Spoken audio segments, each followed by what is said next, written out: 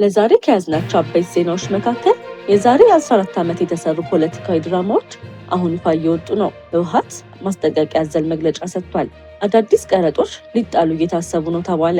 ኦሮሚያ እንድትጠፋ የሚፈልጉ ኃይሎች አሉ የሚል መግለጫ ተሰጥቷል። ቻይና የምህንድስና ብቃቷን እያሳየች መሆኑንም ተገልጿል። ሰላም የተከበራችሁ የሀበሻ ጉር ዜና ዩቲዩብ ቤተሰቦቻችን፣ እንደተለመደው በዛሬው ስርጭታችን ውስጥ ትኩረትን የሚስቡ ክስተቶችን፣ የፖለቲካ፣ የኢኮኖሚ፣ የማህበራዊና ሌሎች ወቅታዊ ጉዳዮችን በዝርዝር ልናቀርብላችሁ ተዘጋጅተናል። እስከ ቪዲዮ መጨረሻ ድረስ ከኛ ጋር አብራችሁ እንድትቆዩ በታላቅ አክብሮት እንጋብዛችኋለን።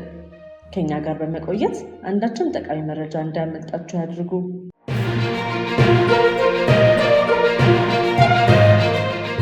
ወደ ዝርዝር መረጃዎቻችን ስናልፍ የአቶ መለስ ዜናዊን ህልፈት ተከትሎ በቤተ መንግስትና በኢህአዴግ ስብሰባዎች የነበሩ የፖለቲካ ድራማዎች ይፋ ተደረጉ። የአቶ መለስ ዜናዊ ድንገተኛ ህልፈት ተከትሎ በወቅቱ በይፋ ሳይነገሩ የቀሩ የፖለቲካ ድራማዎችንና በወይዘሮ አዜብ መስፍን አማካኝነት በሀገሪቱ ከፍተኛ ውሳኔ ሰጪ አካላት ላይ ይደረግ የነበረው ተጽዕኖ ይፋ አደረጉ።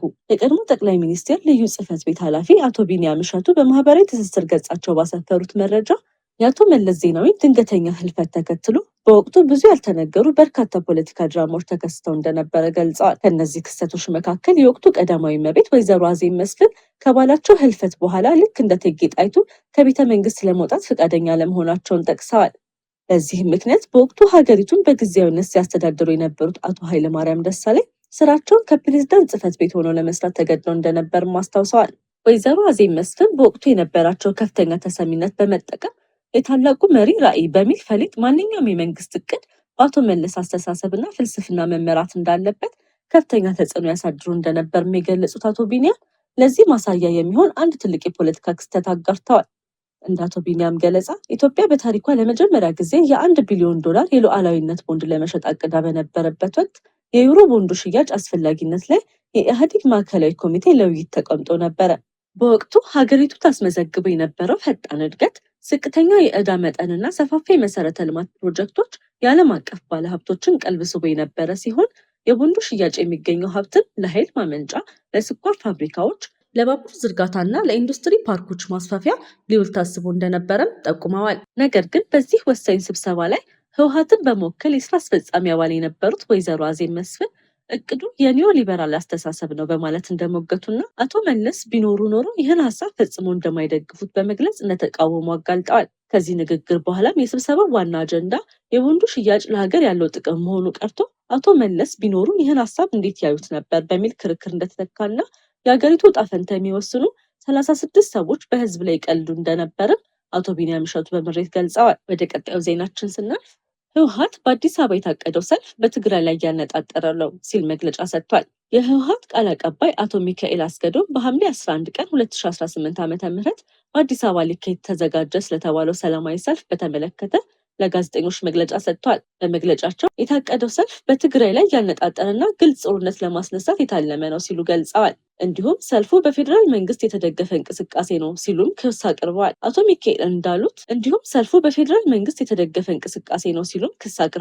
አቶ ሚካኤል እንዳሉት የሰልፉ ዓላማ በትግራይ ላይ ጦርነት ለማቀጣጠል፣ በትግራውያን መካከል ክፍፍል ለመፍጠር፣ ዓለም አቀፉ ማህበረሰብ ለማሳሳትና የተፈናቀሉ ዜጎች ወደ ቀያቸው እንዳይመለሱ ለማድረግ የታለመ ነው ብለዋል። ቃል አቀባዩ በተጨማሪ በአዲስ አበባ የሚኖሩ የትግራይ ተወላጆች በሰልፉ እንዳይሳተፉ ጥሪ አቅርበዋል። ለሁሉም የኢትዮጵያ ብሔሮችና ብሔረሰቦች እንዲሁም ለዓለም አቀፍ ማህበረሰብ የሰልፉን ዓላማ በጥንቃቄ እንዲመለከቱን ጠይቀዋል። በተጨማሪም በውጭ ሀገርና በሀገር ውስጥ የሚኖሩ ትግራውያን በተለይ ዲያስፖራው ጉዳዩን ለዓለም አቀፍ ማህበረሰብ እንዲያሳውቁ ጥሪ ማቅረባቸው ተገልጿል። ወደ ቀጣይ ዜናችን ስናልፍ በኢትዮጵያ የታክስ ስርዓት ላይ ትልቅ ለውጥ ሊደረግ መሆኑ ተነግሯል። በነዳጅ፣ በሪል ስቴት፣ በአልኮል፣ በትንባሆ፣ በመኪና ባለቤትነትና በአንዳንድ የኢንቨስትመንት ታክስ ነፃ መብቶች ላይ አዳዲስ ቀረጦች ሊጣሉ እንደሚችሉ መረጃዎች እየተሰሙ ነው። ሪፖርቶች እንደሚያመለክቱት መንግስት የታክስ መሰረቱን ለማስፋትና የውስጥ ገቢን ለማሳደግ ሰፊ የፋይናንስ ማሻሻያዎችን እያከናወነ ነው። ይህም ከኢኮኖሚ ማሻሻያ ፕሮግራሙ ላይ ተያይዞ እየተተገበረ መሆኑን ተገልጿል። በታቀዱ ለውጦች መሰረት የነዳጅ ድጎማ ሙሉ ለሙሉ ሊቋረጥና ዋጋው በገበያው እንዲወሰን ሊደረግ ይችላል። በተጨማሪም በሪል ስቴት፣ በመኪና ባለቤትነትና በተለያዩ ምርቶች ላይ አዳዲስ ቀረጦች ሊተገበሩ እንደሚችሉም ተጠቁሟል። በቅርብ ጊዜ የተደረጉት የቫትና የኤክሳይዝ ታክስ ማሻሻያዎች የአገልግሎት ክፍያ ጭማሪንና የምንዛሬ ፖሊሲ ለውጦችን በዜጎች ላይ የኑሮ ውድነትና ተጨማሪ ጫና መፍጠራቸው እየተነገረ ነው። በዚህ ላይ አዳዲስ ቀረጦች ከተጨመሩ የዋጋ ንረቱ የበለጠ ሊጨምር እንደሚችል የኢኮኖሚ ተንታኞች ያስጠነቅቃሉ። በሌላ በኩል መንግስት እነዚህ ማሻሻያዎች የመንግስትን ገቢ ለማሳደግ፣ የበጀት እጥረትን ለመቀነስና የኢኮኖሚ መረጋጋትን ለማምጣት አስፈላጊ እንደሆነ ይገልጻል። ወደ ቀጣዩ መረጃችን ስናልፍ ኦሮሚያ ክልል ጠፍቶ ለማየት የሚመኙ አካላት አሉ ሽመልስ አብዲሳ። የኦሮሚያ ክልል ርዕሰ መስተዳደር ሽመልስ አብዲሳ ኦሮሚያ ክልል ጠፍቶ ለማየት የሚፈልጉና ኦሮሚያ የሚለውን ስም መስማት የማይፈልጉ አካላት እንዳሉ ገልጸዋል። ሽመልስ ይህን አስተያየት የሰጡት በአዳማ ከተማ እየተካሄደ ባለው ከክልል እስከ ወረዳ ድረስ ያሉ የመንግስት አመራሮች በተሳተፉበት መድረክ ላይ በኦሮምኛ ባደረጉት ንግግር ነው። ኦሮሚያ እንድትጠፋ የሚመኙ አካላት ቢኖሩም ይህ ምኞታቸው በፍጹም አይሳካም ሲሉ የተናገሩት ሽመልስ ክልሉ ወደፊት እየጠነከረ ልማቱ እየሰፋና ውጤታማ እየሆነ እንደሚቀጥል ገልጸዋል። ይሁን እንጂ ርዕሰ መስተዳደር ኦሮሚያ ክልል እንድትጠፋ የሚፈልጉ ናቸው ያላቸው አካላት በስም አልጠቀሱም። ይህ ንግግር የተሰጠው የክልሎች አወቃቀር ጉዳይ በሀገራዊ ምክክር ኮሚሽን ሂደት ውስጥ እንደ አንድ የመወያያ አጀንዳ ከቀረበ በኋላ መሆኑን ትኩረት ስቧል።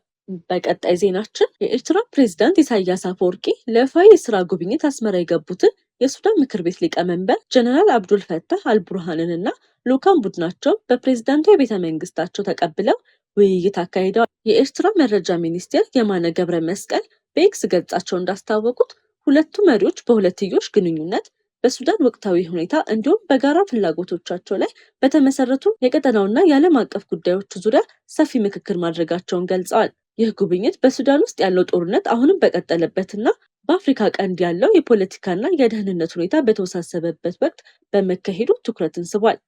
ተንታኞችም ውይይቱ በቀጠናዊ ደህንነት፣ በድንበር ጉዳዮችና በሱዳን ቀውስ ዙሪያ የጋራ አቋምን ለማጠናቀር ያተኮረ እንደሚሆን ይገምታሉ። እስካሁን ድረስ የጀነራል አልቡርሃን በኤርትራ የሚቆዩበት ጊዜ ወይም ተጨማሪ ይፋዊ ስብሰባዎች ስለመኖራቸው ዝርዝር መረጃ አልተገለጸም። በሌላ ዜናችን የፍልስጤም ወዳጅ ኮሎምቢያ በጽዮናዊ መሪ ስር ገብታለች። የነጻነት ድምፁና ጋዛ ድረስ ሄጄ ይዋጋለሁ የሚለው ጉስታቮ ፔትሮ ከእንግዲህ የኮሎምቢያ መሪ አይደለም። ኮሎምቢያም ከእንግዲህ ሌላኛው አርጀንቲና ነች። በአሜሪካና እስራኤል ዘመን መሪዎች እጅ ከገቡ የላቲን አሜሪካ ሀገራትም አንዷ ሆናለች። ጉስታቮ ፔትሮ የስልጣን ዘመኑን ማጠናቀቁን ተከትሎ አቤላዶር ዴሌ የኮሎምቢያ መሪነትን አሸንፏል። በዚህም ኮሎምቢያ የእስራኤል ወዳጅ ሀገር ትሆናለች። አቤላዶር ኮሎምቢያን የእስራኤል ጥብቅ ወዳጅ ሀገር አደርጋታለሁ ብሏል። በእስራኤል እና ኮሎምቢያ መካከልም ከፍተኛ ስትራቴጂካዊ አጋርነት እንደሚፈጸምም አረጋግጧል። ኮሎምቢያ ኤምባሲያን ወደ ኢየሩሳሌም እንደምታዘዋውርም አረጋግጧል። ኮሎምቢያ ከደቡብ አፍሪካና እስራኤል በዓለም አቀፍ የጦር ወንጀለኞች ፍርድ ቤት ካሳ እየተሟገተች የነበረ ቢሆንም አቤላዶር ግን ኮሎምቢያን ከዚህ ከሳሽነት እንደሚያወጣትና ከእስራኤል ጎን እንደሚያሰልፋትም አስታውቋል። በጉስታቮ ፔትሮ መሪነት ኮሎምቢያ ከእስራኤል ጋር ግንኙነቷን አቋርጣ የነበረች ሲሆን ዓለም አቀፍ ጦር ተቋቁሞ ለጋዛ እንዋጋ ስትል የነበረች ሀገር ነበረች። በአሜሪካና እስራኤል ደጋፊነት ወደ ስልጣን የመጣው አቤላዶር ከእንግዲህ ልክ እንደ አርጀንቲናው ዣቪየር ሁሉ ሌላኛው ጽዮናዊ ላቲን መሪ ይሆናል። ኢኮኖሚያዊና ፖለቲካዊ አቅም ሲፈረጥም ማንንም አንስተ ማስቀመጥ ትችላለ። ወደ ታላቋ ቻይና ዜና ስናልፍ የቻይና የህዝብ ነጻነት ጦር በቅርቡ ባካሄደው ወታደራዊ ልምምድ ከ1000 ሜትር በላይ ርዝመት ያለውን ተንሳፋፊ ድልድይ በ20 ደቂቃ ውስጥ በመገንባት የምህንድስና አቅሙንና የሎጂስቲክስ ዝግጁነቱን በተግባር አሳይቷል። በያን ጊዜ ወንዝ ላይ የተካሄደው ይህ ልምምድ ወታደሮችና የከባድ ጦር ተሽከርካሪዎች የውሃ መሰናክሎችን በፍጥነት እንዲያቋርጡ የሚያስችል ተንሳፋፊ ድልድይ ስርዓት በአጭር ጊዜ መዘርጋት እንደሚቻል አሳይቷል። በልምምዱ ላይ የተጠቀሙት ዘመናዊ በራሳቸው የሚንቀሳቀሱ ተንሳፋፊ ክፍሎችን በፍጥነት ተገናኝተው ድልድዩ እንዲጠናቀቅም ተደርጓል። ድልድዩ እስከ 60 ቶን የሚመዝኑ ታንኮችን፣ የከባድ ጦር መሳሪያዎችንና ግዙፍ የጭነት ተሽከርካሪዎችን በደህንነት ማስተላለፍ እንደሚችል ተገልጿል። የወታደራዊ ተንታኞች እንደሚገልጹት እንዲህ ያለ ፈጣን የድልድይ ግንባታ አቅም በጦርነት ወቅት የውሃ መሰናክሎችን በፍጥነት ለመሻገር ከፍተኛ ስትራቴጂካዊ ጥቅም እንዳለው ይገልጻሉ። በተጨማሪም ይህ ቴክኖሎጂ በጎርፍና በሌሎች የተፈጥሮ አደጋዎች መካከል የእርዳታና የነፍስ አድን ስራዎችን በፍጥነት ለማከናወን ጠቃሚ መሆኑም ተጠቅሟል። ይህ ልምምድ ቻይና የወታደራዊ ምህንድስና፣ የሎጂስቲክና የፈጣን ግስጋሴ አቅሟን ለዓለም ለማሳየት ካደረገቻቸው የቅርብ ጊዜ ልምምዶች አንዱ መሆኑም ተጠቅሷል። ወደ ቢዝነስ ዘገባችን ስናልፍ የዓለም የወርቅ ገበያ በአዲስ አቅጣጫ ሄዷል። ባለሀብቶች በቅርበት እየተከታተሉት ነው። ሐምሌ 9 2026 የዓለም የወርቅ ዋጋ በዚህ ሳምንት ከፍተኛ መለዋወጥን አሳይቷል። የዓለም ፖለቲካ ውጥረቶች፣ የአሜሪካ የገንዘብ ፖሊሲና የዶላር እንቅስቃሴ በወርቅ ዋጋ ላይ ጉልህ ተጽዕኖ አሳድረዋል። በሳምንቱ መጀመሪያ ባለሀብቶች ከዓለም አቀፍ አለመረጋጋት ለመጠበቅ ወደ ወርቅ በመመለሳቸው የወርቅ ዋጋ ከፍ ብሏል። ሆኖም የአሜሪካ ፌዴራል ሪዘርቭ ከፍተኛ የወለድ መጠን ለረዥም ጊዜ ሊቀጥል እንደሚችል የተሰጠው ምልክትና የመንግስት ቦንድ ትርፍ መጨመር ገበያውን ወደ ታች ጎትቶታል። የወርቅ ዋጋን ከፍ ያደረጉ ምክንያቶች በመካከለኛው ምስራቅ የተባባሰ የፖለቲካ ውጥረት፣ የአሜሪካ ዶላር መዳከም፣ ባለሀብቶች ወደ ደህንነት የሚጠበቅ ንብረት መሸሻቸው፣ የማዕከላዊ ባንክ ቀጣይ የወርቅ ግዢ ናቸው። የወርቅ ዋጋን ዝቅ ያደረጉ ምክንያቶችን ስንመለከት ከፍተኛ የወለድ መጠን ይቀጥላል የሚለው ግምት፣ የመንግስት ቦንድ ትርፍ መጨመር፣ ባለሀብቶች ያገኙትን ትርፍ ለማስጠበቅ የፈጸሙት ሽያጭ ናቸው። የዛሬውን የገበያ ሁኔታ ስንመለከት በዓለም ገበያ የ21 ካራት ወርቅ ዋጋ በ1 ግራም 131 የአሜሪካ ዶላር ከ78 ሳንቲም ደርሷል። የገበያ ተንታኞች በቀጣዮቹ ሳምንታት የፌዴራል ሪዘርቭ ውሳኔዎች፣ የዶላር እንቅስቃሴና የዓለም ፖለቲካ ሁኔታ የወርቅን ዋጋን የሚወስኑ ዋና ምክንያቶች እንደሚሆኑ ይገልጻሉ። የዛሬው የዜናችን ስፖንሰር ሀበሻ ጎልድ ነው። ወርቅ ጥራት ነው፣ ጥራት ደግሞ እምነት ነው። እውነተኛ ንጹህና ከፍተኛ ጥራት ያለው 21 ካራት ወርቅ ጌጣጌጥ ከፈለጉ ሀበሻ ጎልድ ትክክለኛ ምርጫው ነው። በኒውዮርክ የሚገኘው ሀበሻ ጎልድ በእጅ የተሰሩ ከፍተኛ ጥራት ያላቸው 21 ካራት የወርቅ ጌጣጌጦችን ለሰርግ፣ ለስጦታ፣ ለቤተሰብና ለዕለታዊ አጠቃቀም ያቀርባል። ተመጣጣኝ ዋጋ፣ የተረጋገጠ ጥራት፣ ፈጣን አገልግሎት፣ የደንበኞች እምነት። ዛሬውኑ ከታች ባስቀመጥንላችሁ ስልክ ይደውሉ ወይም በዋትሳፕ ያነጋግሩን። ሀበሻ ጎልድ፣ የሚታመን ጥራት፣ ዘላቂ ውበት። ለዛሬ ያዘጋጀናቸው ትኩስ አስፈላጊና ሰበር መረጃዎች እስከዚህ ድረስ ነበሩ። ጊዜያችሁን ሰጥታችሁ ከኛ ጋር ስለነበራችሁ ከልብ እናመሰግናለን። ሁልጊዜ ፈጣን፣ ትክክለኛ፣ የተረጋገጠና ሚዛናዊ ዜና እንዲደርሳችሁ በየቀኑ በትጋት እየሰራ እንገኛለን። በኢትዮጵያና በዓለም ዙሪያ የሚከሰቱ ወቅታዊ ክስተቶች፣ የፖለቲካ፣ የኢኮኖሚ፣ የማህበራዊና ሌሎች ወቅታዊ ጉዳዮችን በፍጥነትና በአስተማማኝ ሁኔታ ለእናንተ ለማድረስ ቁርጠኞች ነን። ከኛ ጋር ገና ካልተቀላቀላችሁ የሀበሻ ጎልድ ዜና ዩቲዩብ ቻናልን ሰብስክራይብ በማድረግ የቤተሰባችን አካል ይሁኑ። እንዲሁም የደወል ምልክቱን በመንካት ማንኛውም አዲስ ዜናና ሰበር መረጃ በታተመ ቅጽበት እንዲደርሳችሁ ያድርጉ።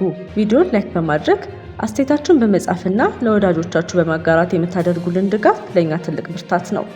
ስለምትከታተሉና ስለምትተማመኑብን ከልብ እናመሰግናለን። ሀበሻ ጎልድ ዜና፣ ፈጣን፣ ተአማኒና የተረጋገጠ መረጃ የሚገኝበት አድራሻ። እስከምንገናኝ ድረስ ሰላምና ጤና ከእናንተ ጋር ይሁን።